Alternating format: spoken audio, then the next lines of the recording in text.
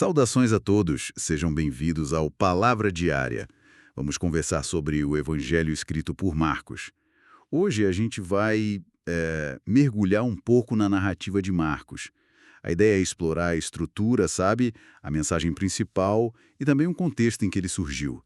Tentar pegar a essência desse relato tão vibrante sobre Jesus Cristo. É uma ótima ideia. Marcos, né, ele é tido como um dos primeiros evangelhos.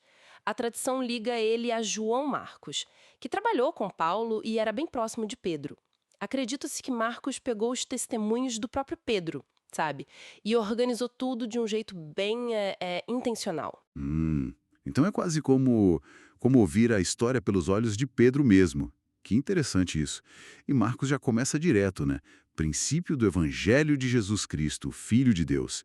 Ele não enrola para dizer quem Jesus é para ele, o Messias, o Filho de Deus. Exatamente. E a narrativa, ela se desenrola tipo em atos. O primeiro ato é lá na Galileia. Ali Jesus anuncia que o reino de Deus chegou, né? Com muita força. Ele mostra a autoridade dele com curas, expulsando demônios e até perdoando pecados. O que, para o pessoal da época, só Deus podia fazer. Nossa, sim. Eu lembro daquelas histórias. Tipo, o paralítico que desce pelo telhado, Jesus acalmando a tempestade. Aquilo deve ter causado um rebuliço, né? Alguns o seguiram, outros ficaram confusos. E os líderes religiosos, bom, começaram a se opor logo cedo. Isso mesmo. E nesse clima de reações diversas, Marcos usa as parábolas. A do semeador, por exemplo. Elas ajudam a explicar a natureza meio misteriosa do reino, que nem todo mundo pega de primeira.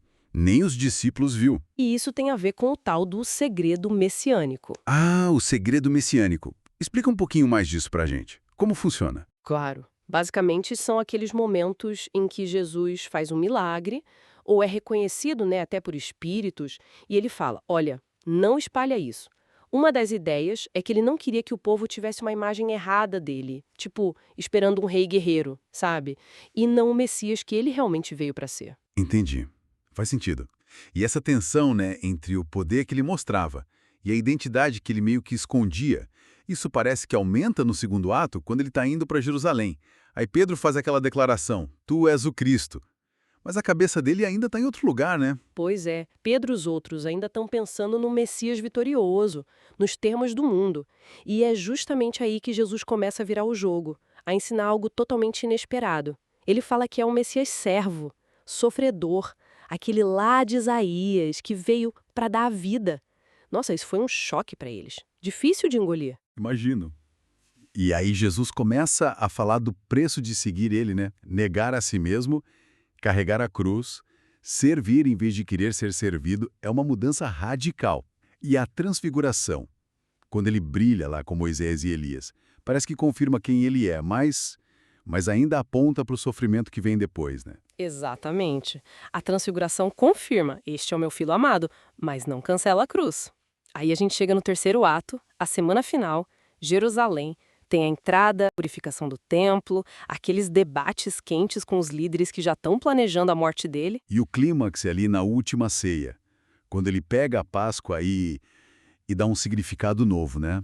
O pão, o vinho, o corpo e o sangue dele, falando do sacrifício pela redenção. Que momento forte. Muito forte. E logo depois vem a prisão, os julgamentos meio apressados e a crucificação. Marcos descreve sem rodeios, né? A escuridão, o grito de Jesus na cruz: por que me abandonaste? E aí, olha que paradoxo, é um soldado romano, um não-judeu, que olha para ele e diz: verdadeiramente, este homem era o Filho de Deus. A confissão central do livro vindo de quem menos se esperava. E aquele final original de Marcos, o 16.8, é de arrepiar. As mulheres acham um túmulo vazio, o anjo dá a notícia, ele ressuscitou, mas elas saem correndo com medo, tremendo, e não falam nada para ninguém. Mostra bem o nosso lado humano, né? O medo, a confusão, mesmo diante da maior notícia do mundo. Exato. Hoje a gente tem as Bíblias com os finais mais longos, que contam das aparições, da ordem para pregar, mas esse final curtinho do verso 8, ele tem uma força única. Ele meio que joga a bola para o leitor, sabe? Te força a encarar essa afirmação. O Messias foi crucificado, mas está vivo.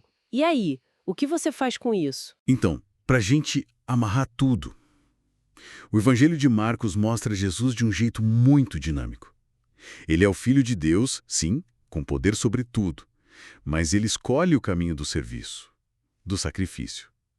É assim que ele reina como Messias. Perfeito. A morte dele não é uma derrota, de jeito nenhum.